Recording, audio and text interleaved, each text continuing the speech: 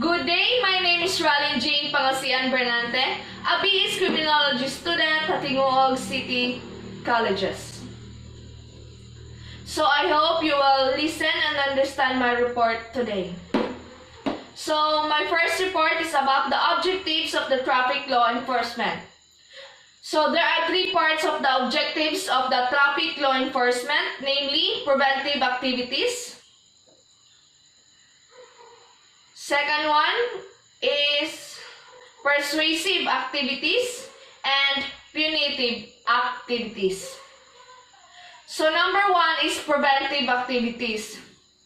So there are different kinds of the preventive activities, and that includes police patrol.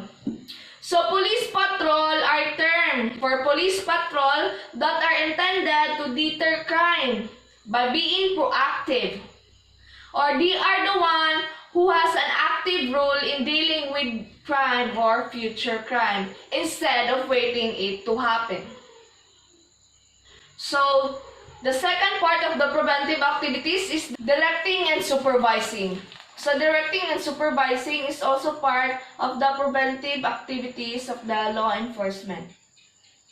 So as a law enforcer, they are responsible and in charge for the safety of the road users by directing them on what should they do or what should they behave.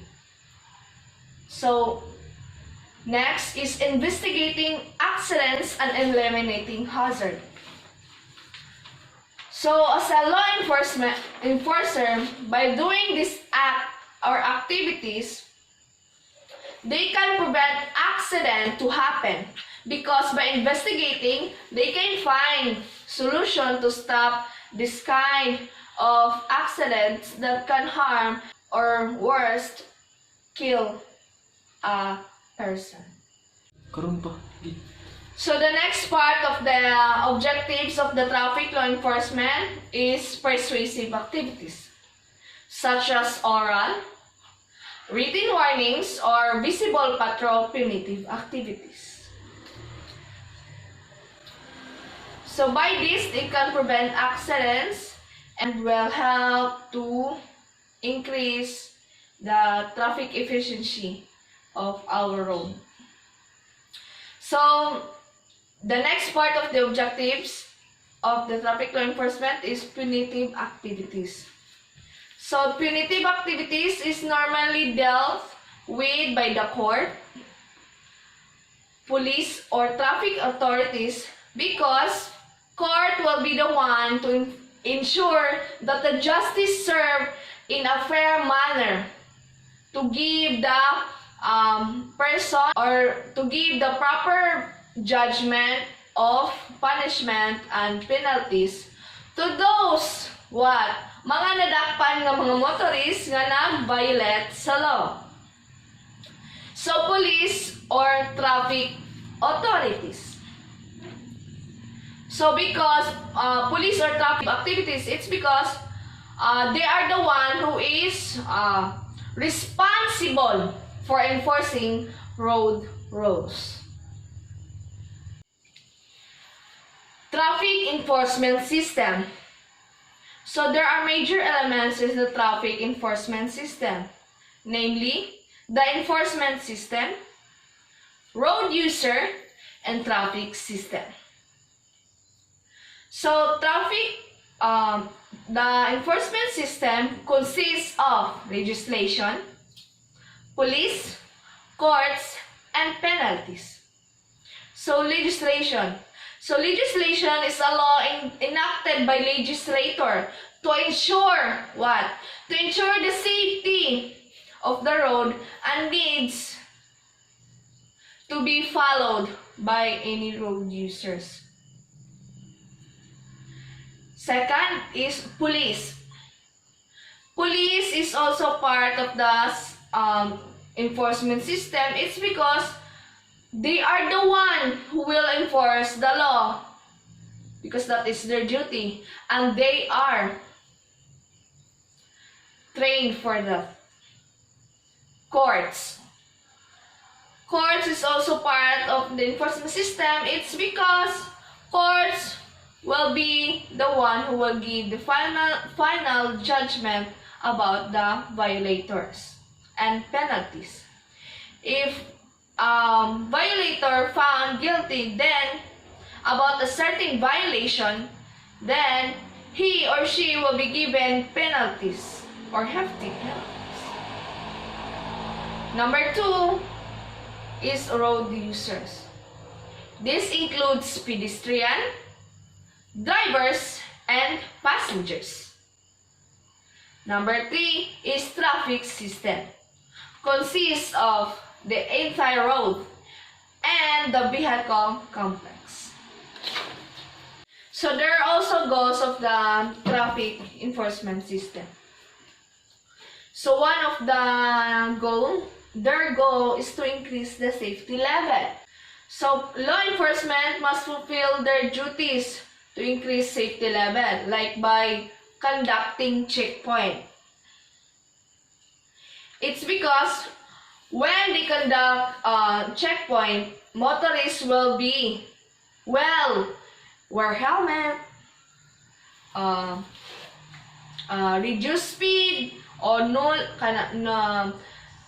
reduce speed, or dili na sila mag-drive nga kusog ang ilang dagan. It's because kabalo sila nga naay checkpoint dito sa unahan, no? And also, if traffic law enforcement, their duty, like checkpoint, they will determine if ang mga motorist is na ay mga lisensya. Because nowadays,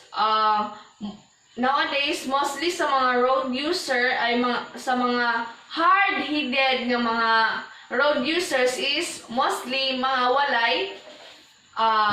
walay lisensya. So by determining that motorist has a driver license, will increase the safety level of our road. Because as expected, all license holder is well informed about the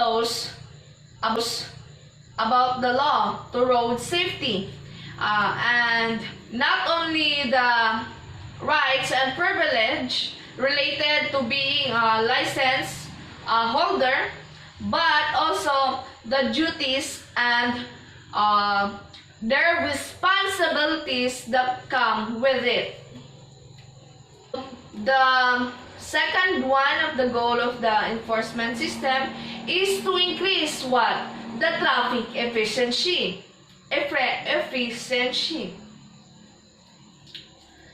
So how can we determine if the traffic efficiency increase?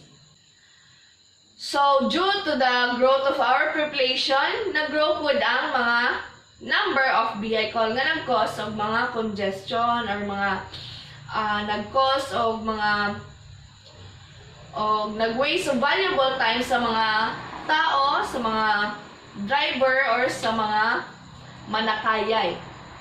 Diba? So we can determine if na-maintain ang public. So we can determine if na-increase ang traffic efficiency if na-maintain ang public order and in our road. Yes, and comfortable environment.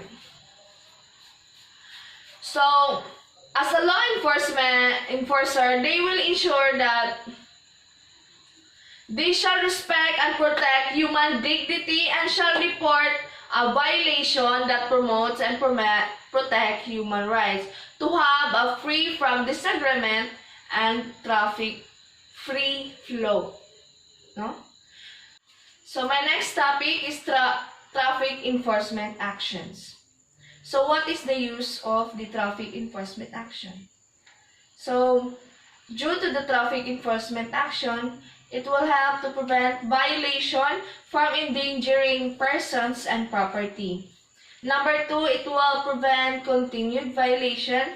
And number 3, it will discourage future violation. So number 1, prevent violation from endangering person and property. So due to the actions of the traffic enforcer, It will help to reduce violation and will help to prevent endangering persons and property like this one. Like for example kani ang tungod siguro yung sa kakusog sa padagan sa ba ni sa taxi or sa ba kini niabot sa atop, no? Idinagko siya og danger sa property.